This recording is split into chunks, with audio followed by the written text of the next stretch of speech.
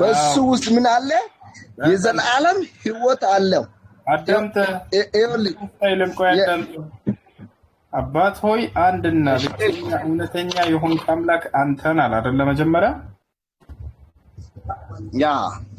አዎ ብቸኛ አምላክ ነው አይደል? ብቸኛ አምላክ። ቀጥሎ ደግሞ የሚለውን አራት ነጥብ እስካለበት ድረስ ማቆም የለብንም እኮ። አዳምጥ፣ እሱን ነው ቀጣዩን ነው እንደውም የምፈልገው። ያን ብቸኛ አምላክ ብሎ አብን ከገለጸ በኋላ የላከውንም ለኢየሱስ ክርስቶስ ያውቁ ዘንድ አለ። ኢየሱስ የተላከው መልእክተኛ ማን ነው? ኢየሱስ ነው አይደል? አዎ ማን የላከው? ብቸኛው አምላክ ነው የላከው አይደል? ኢየሱስ። ከብቸኛው ከአንዱ አምላክ የተላከ መልእክተኛ መሆኑን ማመን እንጂ አምላክ እንደሆነ በማመን ገነት ነው አምላክ እንደሆነ አይደል? ስለዚህ አንድና ብቸኛ እውነተኛ የሆነ አምላክ ከተባለ በኋላ ኢየሱስ ደግሞ የዚያ አንዱ አምላክ መልእክተኛ ነው ብለህ ማወቅ ይችላል የዘላለማዊ ሕይወት ማለት ነው። ይሄን ያስተምራል ኢየሱስ። ገብቶሃል አይደል? ይሄን ስታውቅ ጊዜ ስለ አንዱ አምላክና ስለ መልእክተኛው ስለ ኢየሱስ ስታውቅ ጊዜ ይሄን ስታምን ጊዜ ገነትን ትገባለህ። ይሄን ዘላለማዊ ሕይወትን አገኘህ ማለት ይሄ ነው። በዚህ መንገድ ላይ ያሉት ማን ናቸው? ወንድም ማለም በአንድ አምላክ ወንድም አንተ ሳትረዳው የቀራ ነገር አለ። ሲማኛ አንዴ ኢየሱስ ለማን ነው ይሄንን እያወራ ያለው? ከማን ጋር ነው እያወራ ያለው? በማን ፊት ቆሞ ነበረ ያኔ እያወራ የነበረው? በአይሁዶች ፊት ነው። አይሁዶች ለመዳን ብሎ ብዙ ነገርን ያደርጋሉ። ብሉይ ኪዳን ለምታጸና ከሆነ ብሉይ ኪዳን ላይ ገብተህ ስታይ ለመዳን ወይም የዘላለም ሕይወት ለማግኘት ብዙ ነገሮችን ያደርጋሉ። ይጾማሉ፣ ይጸልያሉ፣ አስራት ያወጣሉ፣ በግ ያርዳሉ። ብዙ ስርዓቶች አሉ። ግን ኢየሱስ ክርስቶስ መጣና ያ ስርዓቶች ሁሉ ለመዳን እናንተ አይችልም። ለመዳን አሁን መዳን መጥቶላቸዋል። እሱ ምንድነው? እግዚአብሔር አንድ መሆኑን ማወቅና በተላከው በኢየሱስ ክርስቶስ ማመን ነው መዳን የሚሆንላቸው።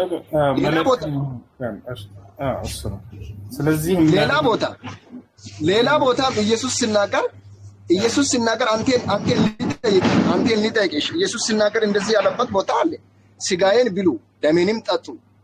ስጋዬም የእውነተኛ መብል ደሜም የእውነተኛ መጠጥ ነው። ስጋዬን የበላው በሕይወት ይኖራል፣ ደሜንም የጠጣ በሕይወት ይኖራል ብሏል ኢየሱስ ክርስቶስ።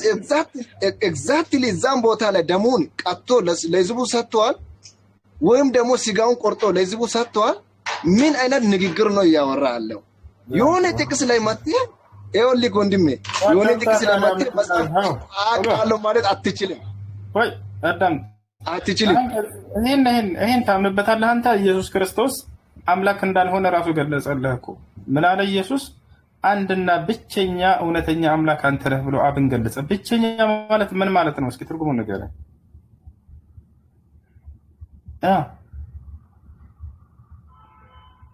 ብቸኛ ማለት ምን ማለት ነው? ሄሎ ሀይ ዘለቀ አንድ ይኸውልህ የተናሳና ብቸኛ ማለት ምን ማለት ነው? አጋር የሌለው ማለት ነው። ክርስቶስ አጋሩ አይደለም። ለዚያ ያለ አንድ አምላክ በቃ ብቻውን ነው ማለት ነው። ወጣላ አይደል? አንተ ግን አይ ብቻህን አይደለህም። አብ ራሱ ኢየሱስም ካንተ ጋር እኩል ነው በመለኮት አብሮት ነው ይጋራዋል እያልክ ነው። ስለዚህ አንተ የዘላለማዊ ሕይወትን አታገኝም ማለት ነው በክርስቶስ ንግግር መሰረት። ወጣ ነገር ግን እርሱ የአንዱ አምላክ መልእክተኛ ነው ኢየሱስ ብለህ ብታምን ያው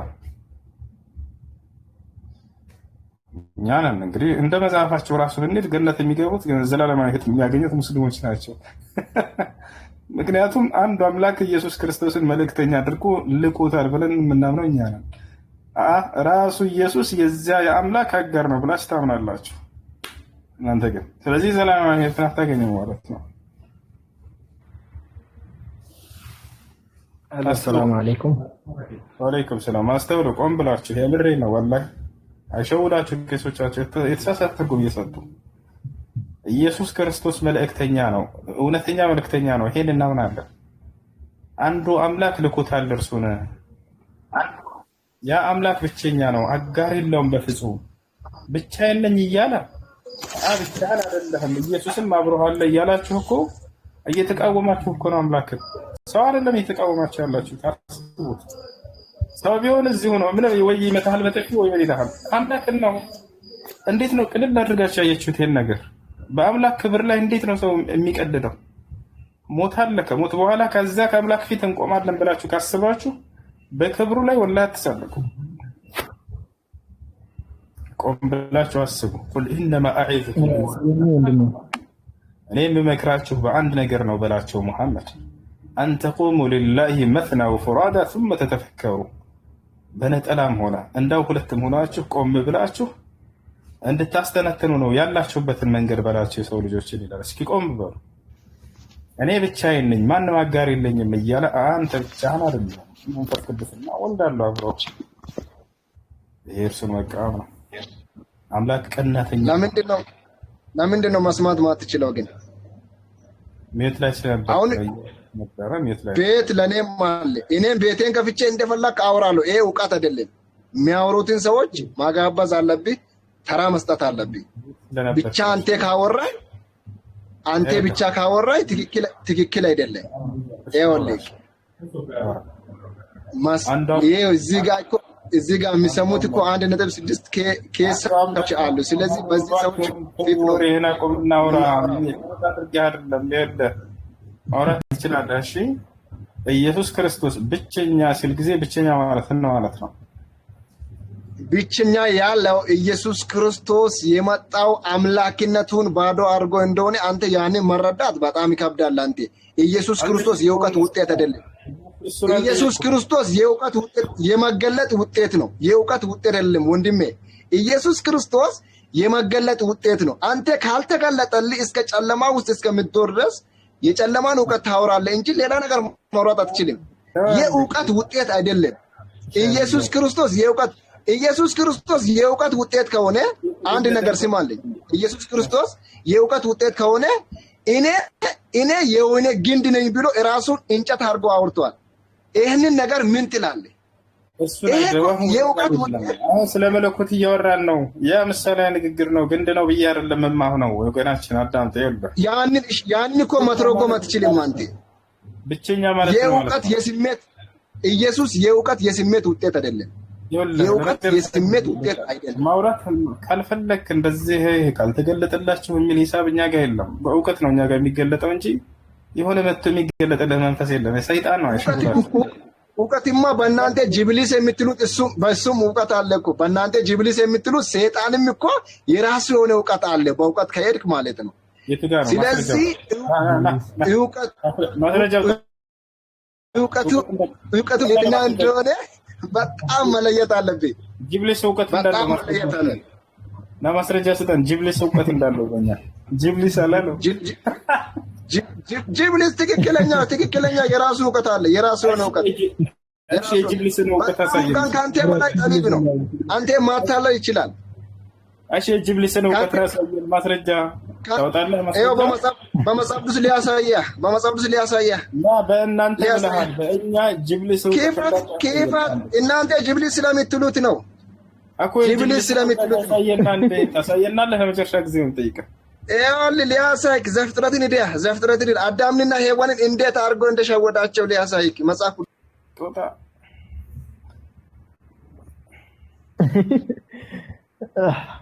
ሰላም አለይኩም። ጅብሊስ አላለም። ወአለይኩም ሰላም ወራህመቱላሂ ወበረካቱ። አማን ነው ወንድሜ፣ እንዴት ነህ? ሰላም ነው አልሐምዱሊላህ። አንድ ጥያቄ ነበረኝና ስለ ኹሩጅ እዚህ ትንሽ ያልገባኝ ነገር አለና እዚህ አፋር አካባቢ እኛ አፋር ሀገር ነው የምኖረው፣ አፋር ነኝና ብዙ ጊዜ እኛ ጋር በቃ በኹሩጅ ጉዳይ ላይ በጣም ትኩረት ይሰጣል እኛ ጋርና የኹሩጅ ጉዳይ ትንሽ ስላልተብራራልኝ ነው። እንዴት ነው የኹሩጅ ጉዳይ እንዴት ይታያል የሚለውን ነው። አሁን 3 ቀን 4 ቀን እስከ 4 ወር ድረስ ሁሉ የሚሄዱ አሉ፣ ወንድሞቻችን አሉ። እኛንም እንድንሄድ እየጠየቁን ነው እዚህና ሐላልነቱን እርግጠኛ ሳንሆን ለመሄድ ግራ ስለገባን ነው። እስኪ እንዴት ነው ነገር እንዴት ይታያል? እሺ ኹሩጅ ማለት ለዳዕዋ መውጣት ማለት ነው። ለዳዕዋ መውጣት የተደነገገ ነው ወይ በኢስላም? አዎ የተደነገገ ነው። ነገር ግን በመስፈርት አንደኛ የመጀመሪያው መስፈርት ምንድነው? እውቀት ነው። ሁለተኛ መስፈርት ምንድነው? ጊዜ ገደብ አለመገደብ ነው። ዛሬ ላይ የተገደበ 3 ቀን 7 ቀን ወር ምናምን እያሉ የሚገድቡት ጀማዓት ተብሊግ ያለበት መንገድ ስህተት ነው። ወታቻላ ነቢያችን ሰለላሁ ዐለይሂ ወሰለም ሰሃቦችን ልከዋቸው ነበር። ያ ነው ማስረጃው። መውጣት እንደሚቻል አስሉ መውጣት ይቻል ነበር ለማስተማር። بعث رسول الله صلى الله عليه وسلم معاذا إلى اليمن فقال له يا معاذ إنك تأتي قوما من أهل الكتاب فليكن أول ما تدعوهم إليه أن يشهدوا أن لا إله إلا الله فإنهم أطاعوك لذلك فأعلمهم أن الله قد افترض عليهم في اليوم والليلة 5 صلوات فإنهم أطاعوك لذلك فأعلمهم أن الله قد افترض عليهم الزكاة تؤخذ من أغنيائهم فترد إلى فقرائهم إلى آخر الحديث. نبي صلى الله عليه وسلم معاذ بن جبل ሌሎችንም ሰሃቦች እና አቡ ሙሳ አልአሽዓሪ ሌሎችንም ወደ ተለያዩ ሀገራቶች ለዳዕዋ ይልኳቸው ነበር። ከዚህ የምንረዳው ለዳዕዋ መውጣት ይቻላል የሚለውን ነበር። ነገር ግን በላኳቸው ጊዜ ገደብ አድርገዋል ወይ? አላደረጉም። ዒባዳ እስከሆነ ድረስ ዳዕዋ ዒባዳ صح ادع إلى سبيل ربك بالحكمة فيه أمر من الله سبحانه وتعالى دل ذلك على أنه عبادة والعبادة توقيفية على كتاب الله وعلى سنة رسوله صلى الله عليه وسلم. ስለዚህ ይህንን ዒባዳ መከፋፈል ለዚህ ቀን ብሎ ያደረገ የለም። ለዚህም ነው ዑለሞች ሼክ አብዱልዓዚዝ ብን ባዝ ብን ዑሰይሚን ሷሊህ አልፈውዛን ሼክ ረቢዕ ሐፊዘሁላህ ተዓላ እነዚህ ሁሉ ዑለሞች እንዳለ ይህን ጀማዓት ተብሊግ ያሉበትን መንገድ ቢድዓ ነው ያሉት። ለኛ እውቀት ሊኖር ይገባል። በዚያ ላይ እነዚህ ጀማዓት ተብሊግ ያሉበት መንገድ አካሄድ ግን ይሄ ዳዕዋ እንውጣ የሚሏቸው ኹሩጅ የሚሏቸው የተሳሳተ አካሄድ ነው። አንደኛ ያለ እውቀት ነው። ምን ያደርጋሉ? ሰውየውን ዛሬ ከሽሻ ቤት ከመጠጥ ቤት ቶበት ብለው ዳዕዋ ያደርጉለትና እንዲቶበት ያደርጉታል። ጥሩ። ከዚያ በኋላ በሚቀጥለው ቀን ኹሩጅ መውጣት ያለበት ዳዕዋ ይሉታል። ትላንትና ሽሻ ቤት ነበር፣ ዛሬ ዳዕዋ አድርግና ውጣ ይሉታል። እሺ ብሎ ጀለቢያ ለብሶ ስንቁን ይዞ ይወጣል። ላ ይሄን ሰው ዳዕዋ አድርግ ሳይሆን ተማር ነው ሊባል የሚገባው። መጀመሪያ እውቀትን ይሰብስብ እንጂ እውቀትን ከሰበሰበ በኋላ ከዚያ ይወጣል፣ ዳዕዋ ያደርጋል። ሰሃቦች እንደሰለሙ ሂዱና ወደ ዳዕዋ አድርጉ አልተባሉም እኮ። በእውቀት አነጿቸው ነብዩ ሰለላሁ ዐለይሂ ወሰለም። አሁን እናስተምሩ አሏቸው። አያቸው አይደል? ይሄ ነው መሆን ያለበት። ይሄን ሰው ሳይማር ምን ሳይል ዛሬ አንዴ ልጨርስ እባክህ። አንዴ ዳዕዋ ማን ነው ዛሬ ቶበት ይሉትና ከዚያ በኋላ ነገ ዳዕዋ እንዲያደርግ ሊወጣ ያዙታል። ከዛ ይሄዳል፣ እዛ ይቆማል ዳዕዋ ለማድረግ ምናምን። መጀመሪያ እውቀት ነው። العلم قبل القول والعمل አይደል? ከስራና ከንግግር በፊት እውቀት ይቀድማል። መጀመሪያ በእውቀት ነው። قل هذه سبيلي أدعو إلى الله على بصيرة يعني علم أنا ومن اتبعني እኔና እኔን የተከተሉ ሰዎች በእውቀት እንጠራለን ብላቸው እያለ ይናገራል። እውቀት ነው። لابد أن تتسلح بسلاح العلم وهو كتاب الله وسنة رسوله صلى الله عليه وسلم وفهم السلف الصالح. ያንን ይዘህ ነው ከሰዎች ፊት ቆመህ የምታስተምረው። እዛኔ ስታስተምር ጊዜ ቆመህ በህዝብ ፊት ስትቆም የቢድዓ ባለቤቶች፣ የሽርክ ባለቤቶች፣ የክህደት ባለቤቶች የሚያመጡበት ሹብሃ አለ። የዛኔ የምትመልስበት የምትመክትበት እውቀት ሊኖርህ ይገባል። ይወጣቻል አይደል? ከዚያ በኋላ ነው ሰው ልጅ መድረክ ይዞ ዳዕዋ ሊያደርግ የሚገባው። ካልሆነ فما تفسده أكثر مما تصلحه ከምታሳምረው ይልቅ የምታበላሽ ይበዛል። ያለ እውቀት ሄደው የሚወያዩ ሰዎች አላያችሁም? ከሚያሳምሩት የሚያበላሹት አይበዛ? ያለ እውቀት ሄደው ዳዕዋ እናደርጋለን የሚሉ ሰዎች ወጣቻል አይደል? ነገር ግን ለእያንዳንዱ ለቢድዓ ለሽርክ ለምንም ባለቤት መልስ ይዞ የሚቆም ሰው የዛኔ ያ ሰው ደግሞ ያረካቸዋል፣ ልባቸውን ያደርሳል፣ ያስደስታቸዋል። በዚያ ነው የምትወስዱት። ያለ እውቀት ሄደው ቆሞ ማስተምራለች።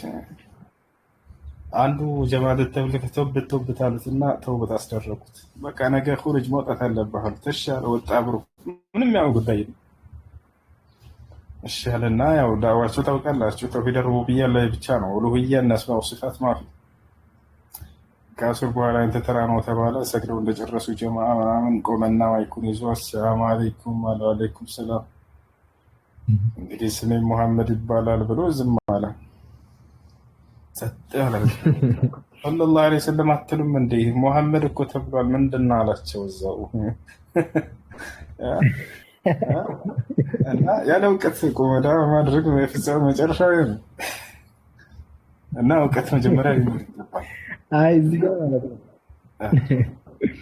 በጣም አመሰግናለሁ። እና አሁን እዚህ ጋር ታውቃለህ አብረው ከሺሻ ቤት ከምናምን አውጥተው ሲወስዱ ብዙ ሰው ተለውጦ ይመለሳል እና በቃ ተስተካክሎ ሁሉ ነገሩን ቀይሮ ምናምን የምናያቸው ገብቶሃል።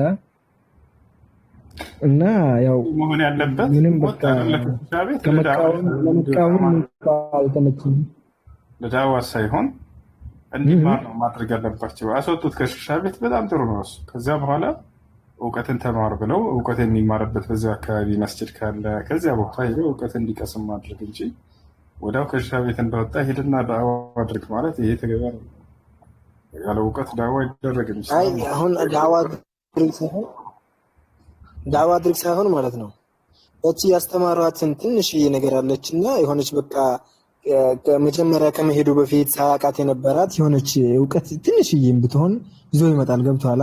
መጀመሪያ ከነበረበት አቋም ላይ ትንሽ ፈቀቅ ብሎ ነው የሚመለሰው ብዙ ጊዜ እና ለመቃወም ትንሽ አልተመቸንም እና ነው አሁን እንደዚህ አይደለም በማለት ጊዜ ገደብ አታድርጉ። ይሄን ያክል 7 ቀን ምናምን የሚለውን ጀማዓ ተብሎ ያስቀመጡትን ተውትና ለምሳሌ እናንተ ወጣት አፋሮች ናቸው አይደለ? ሶላት የማይሰግዱ ምናምን አሉ አይደለ? እነዚያን ወደ ሶላት ለመጥራት ከሆነ ሂዳችሁ ችግር የለም ሰብሰብ ብላችሁ ሶላት እንስገድ ብላችሁ ዳዋ ብታደርጉላቸውና ወደ ሶላት እንዲመለሱ እንዲህ ብታደርጉ ያወቃችሁትን ያክል ችግር የለም። እሺ መርሐባን ወንድሜ አመሰግናለሁ። መርሐባ። የነብያት ሃይማኖት ከሆነ ለመስለም ነብዩ መሐመድ ብሎ መመስከር ለምን አስፈለገ? በጣም ጥሩ። እንግዲህ እኛ ነብዩ መሐመድ ስንል ጊዜ ነብይነታቸውን ብቻ እንጂ እሺ አምላክ ብለን አይደለም። ለምንድን ነው ታዲያ በእርሳቸው ስም የሚለውን ነብይነታቸውንም ቢሆን በእርሳቸው ስም ስለምን መሆን አስፈለገ ከተባለ ለዚህ ዘመን ትውልድ እስከ ዓለም ፍጻሜ ድረስ ስለሚመጣው ከእርሳቸው በኋላ የተላኩት ነብይ እርሳቸው ስለሆኑ በየሁሉም ነብያት ዘመን ነብይነቱን መመስከር ግድ ነበር። ለምሳሌ በመሲሁ ዘመን የመሲሁን መልእክተኛነት መመስከር ግዴታ ነበር። አላህ ይህን በቁርአን ላይ ሲነግረን ሲተርክልን ስለ መሲሁና ስለ ሐዋርያቶች ሱረቱል ማኢዳ ምዕራፍ 5 ቁጥር 111 ላይ ምን ይላል? ወኢዝ አውሐይቱ ኢለል ሐዋርይን አልአሚኑ ቢ ወቢረሱሊ ቃሉ አመና ወሽሀዱ ቢአንና ሙስሊሙን ይላል። ወደ ሐዋርያቶችን የትእዛዝ ቃሌን ባስተላለፍኩ ጊዜ አለ። በማን በኩል? በመሲሁ በኩል። ምን የሚል ትእዛዝ ነው ከአምላክ ዘንድ እንደተላለፈላቸው? አን አሚኑ ቢ ወቢረሱሊ፣ በእኔ እመኑ በመልእክተኛዬም እመኑ አላቸው። አየሻረ መልእክተኛዬ ብሎ ያንን መልእክተኛ ማመን እንዳለባቸውም ገለጸላቸው። ማን ነው ያ መልእክተኛ? መሲሁ ነው። ቃሉ አመና፣ ሐዋርያቶችን ምን አሉ? እነሆ አምነናል አሉ። በሌላ ቦታ ላይ ረበና አመና ቢማ አንዘልተ ወተበዕነ ረሱል አሉ ሐዋርያቶች። ጌታችን አላህ ሆይ አሉ፣ የአላህን ጌትነት መሰከሩ። ወተበዕነ ረሱል አሉ፣ መልእክተኛውንም ተከትለናል አሉ። አያችሁ አይደል? ስለዚህ የአንዱን አምላክ አምላክነትና የመሲሁን መልእክተኛነት መመስከር ለእነርሱ ላይ ግዴታ ነበር። አሁንም በዚህ ዘመን ላይ እርሳቸው ነቢዩ መሐመድ ሰለላሁ ዐለይሂ ወሰለም ከተላኩበት ትውልድ እስከ ዓለም ፍጻሜ ድረስ የሚገኘው የአምላክን አምላክነትና የነቢዩ መሐመድ ሰለላሁ ዐለይሂ ወሰለም ነቢይነት መመስከር ማለት ነው። ለዚህ ነው ሁሉም ነቢይ በየዘመናት ትውልዱን ይህን ያስተምር ነበር። የአምላክን ብቸኛነት አምላክ አላህን እመኑ እርሱን ተገዙ እያሉ ያስተምራሉ። የእነርሱንም መልእክተኛነት ደግሞ ያስተምራሉ። ይህ ነው። ሰላም አለይኩም። ወአለይኩም ሰላም ወረሕመቱላሂ ወበረካቱ። አንድ ጥያቄ ነበረኝ። እሺ፣ ከክብረ በዓላት ውጪ የሆቴል ቤት ስጋ መብላት እንዴት ነው? ይፈቀዳል ወይ የሚል ጥያቄ ነው። የሆቴል ቤት የሙስሊሞች ከሆነ ይፈቀዳል። የክርስቲያን ከሆነ ግን እነዚህ ባለ ሆቴሎች ምናምን ሙስሊም ማን ነው በአላህ ስም ወይንም ቢስሚላህ ተብለው የሚታረዱ ከሆነ ይፈቀዳል። ከአላህ ስም ውጭ በሌላ ስም ቢያርዱ ግን አይፈቀድም። ማስረጃ አላህ ሱብሓነሁ ወተዓላ በሱረቱል ማኢዳ ላይ በመጀመሪያ ምን አለ? اليوم أحل لكم الطيبات وطعام الذين أوتوا الكتاب حل لكم على أنه زاري لأن أنت ترطر مقبوتشن من مقب تفكرك على وهلا لأن الزيا مزاعف لم يتسدد لأن ينرسو مقب لأن أنت تفكر على عبد الله بن عباس يتبعلو يا نبي صلى الله عليه وسلم تلك صحابات يفسره القرآن آية من على أي ذبائح أهل الكتاب يا يهوديዎችና የክርስቲያኖች የመጽሐፍ ባለቤቶች የእነርሱን ስጋ መብላት ማለት ነው ይቻላል ካለ በኋላ ይሄን ጨረሰ። ታዲያ መስፈርት አለው ወይ? አዎ መስፈርት አለው። መስፈርቱ የት ነው የተገለጸው? እዛው በቁርአን ላይ ሱረቱል አንዓም ላይ ቀጥሎ ገጽ እዛው ባለው ላይ አላህ ሱብሓነሁ ወተዓላ ሲገልጽ ምን አለ? ፈኩሉ ሚማ ذكر اسم الله عليه إن كنتم بآياته مؤمنين አለ። የአላህ ስም ተወስቶበት የታረደ ከሆነ ብሉ በአናቅጹ ብታምኑ ከሆናችሁ አለ። ولا تأكلوا مما لم يذكر اسم الله عليه وإنه لفسق يا الله سم ሳይወሳበት በሌላ ስም የታረደ ከሆነ ግን እንዳትበሉ አለ። ስለዚህ በአላህ ስም ወይንም ቢስሚላህ ብለው ካረዱ ክርስቲያኖች ይበላል። ከአላህ ስም ውጭ በሌላ ስም ቢያርዱ አይበላም። ይህን የቁርአን አንቀጽ መሰረት አድርጋ እናታችን አይሻ፣ አብደላህ ብን ዑመር፣ አሊ ብን አቢ ጣሊብ እነዚህ ሶስቶቹ ታላላቅ ሰሃቦች የነብዩ ሰለላሁ ዐለይሂ ወሰለም ሚስትም እንዲሁ ምን አሉ? የአይሁድና የክርስቲያን ስጋ ቢስሚላህ ብለው ካረዱ ይበላል፣ ቢስሚላህ ካላሉ ግን አይበላም ብለው ተናገሩ። አይታችኋል። ስለዚህ ሀገራችን ክርስቲያኖችን ስናይ ደግሞ ቢስሚላህ ብለው የአላህን ስም አይቀበሉም፣ ክደዋል አይደል? አላህን ስም አይቀበሉም። ምንም እንኳን የአረብ ክርስቲያኖች መጽሐፍ ቅዱስን ሄዳቸው ብታዩት የአምላክን ስም አላህ ብሎ ነው ያለው እስካሁን ድረስ እስከራይ ድረስ የአምላክ ስም አላህ ነው የሚለው። የአረብ ክርስቲያኖች አምላክ ማን ነው ብለህ ትጠይቃቸው አላህ ነው የሚለው። ስለዚህ ቢስሚላህ ብለው ቢያርዱ ኑሮ ሀገራችን ይፈቀድ ነበር። ቢስሚላህ ብለው ስለማያርዱ ወይንም በአላህ ስም ብለው ስለማያርዱ የኢትዮጵያን ክርስቲያኖች ስጋ አይፈቀድባቸው። ምክንያቱም ቢስሚላህ ብለው ያርዱ አብረን ስለምንኖር እናውቃለን። አይ አርዳለሁ ካለና ቢስሚላህ ብሎ ካረደ ይዛኔ እንበላ ነበር፣ ግን ያስናል። አይ እሺ፣ አመሰግናለሁ። መርሐባ።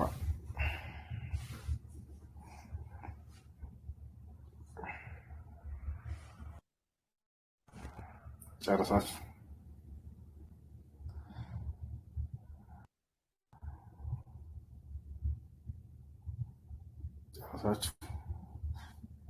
እሺ ቁርአን እሱ ጥያቄ አለኝ። እሺ እናቴና አባቴና እህቴ የሆነ ጌም አለ ፓብጂ የሚባል ስም አለው መጫወት ሐራም እያሉኝ ነው። ያው እውነታቸው ነው። ፓብጂ ጌም ሐራም ነው። ዑለሞች ተጠይቀዋል። እሺ በሐራም ነው። ፓብጂ ዑለሞች ከልክለዋል። አትጫወት፣ ጥሩ አይደለም። ጥሩ አይደለም። ደግሞ እንቀራለን። ደግ አይደለም። አሁን ደግሞ እንቀራለን በሱዳን ድምፅ ሐራም የሚባል ነገር አላህ ሐራም ያደረገ ነው እንጂ ሌላ ነገር ሐራም ይደረጋል?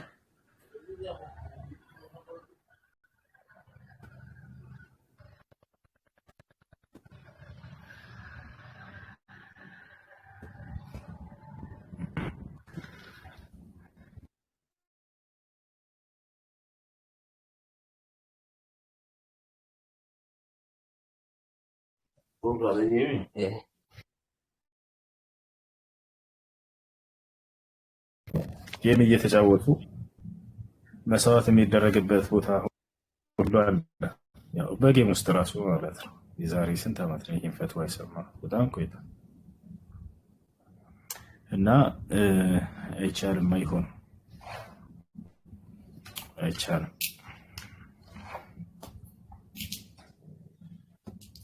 እሺ አንዴ ትንሽ ንቅራና እንተኛለን። እሺ እናመሰግናለን።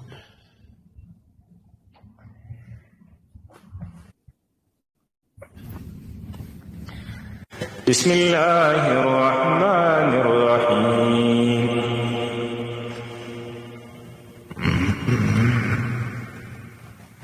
سورة نقرأ؟ آل عمران. آل عمران. آل عمران.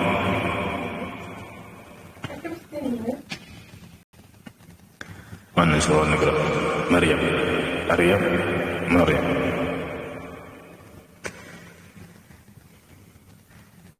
بسم الله الرحمن الرحيم. كافها يا عين صاد. ذكر رحمة ربك عبده زكريا إذ نادى ربه نداء خفيا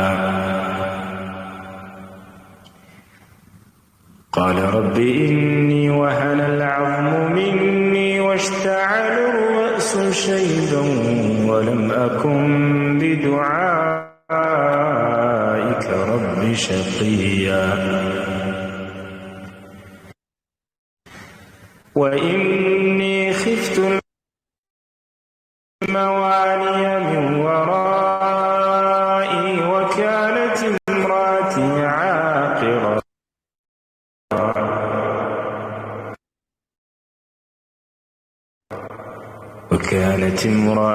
عاقرا فهب لي من لدنك وليا يرثني ويرث من آل يعقوب يحيى لم نجعل له من قال رب أنى يكون لي غلام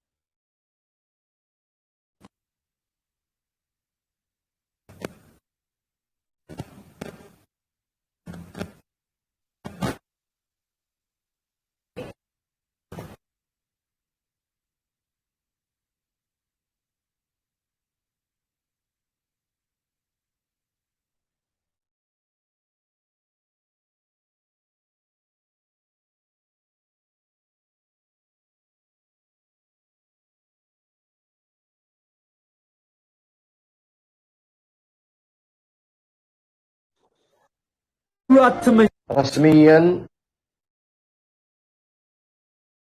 በእነሱ ተማክረው በውስጥ አውርተው ጥያቄዎችን ሬዝ አድርገውልኝ እንደ ምርጫም መመረጥም ካለብኝ የህይወትም ጥያቄ ካለኝ ከዚህ አያውቁም ነበር። እኔ ማንም ስለ ህይወቴ እንዲያውቅም አልፈልግምም። የራሴ እችላለሁ፣ እውነት ነው። እጅና እግር አለኝ፣ የተማርኩም ሴት ነኝ። ቲክቶክ ላይ ቁጭ ብዬ ስል ነው የሰላምኩት፣ ለራሴ ስል ነው የሰላምኩት፣ ለራሴ ስል ነው የምሰራው፣ ለራሴ ስል ነው ብዬ ስለማስብ እንኳን አሁን አይደለም በፊትም እጅ መዘርጋትን የመሰለ በህይወቴ የሚያሳፍረኝ ነገር የለም። ሰው ከሁሉ ነገር በላይ ደግሞ ለምንድን ነው ለመቅደስ የሚሰግደው?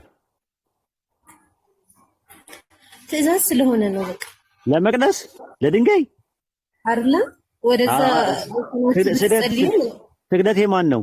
ለማን ነው ስግደት የሚገባው? ለእግዚአብሔር ነው። ታዲያ ለድንጋይ እንዴት ይሰገዳል?